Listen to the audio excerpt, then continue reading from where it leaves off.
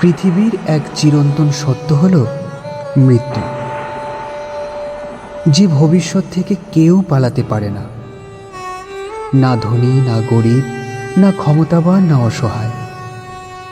একদিন সব কোলাহল থেমে যাবে, মায়ার এই শহর ফাঁকা হয়ে যাবে, প্রিয় মুখগুলো দূরে সরে যাবে, রয়ে যাবে শুধু কিছু স্মৃতি আর এক মুঠো নীরবতা। তখন বোঝা যাবে দুনিয়ার সব অহংকার কত ক্ষণস্থায়ী ছিল।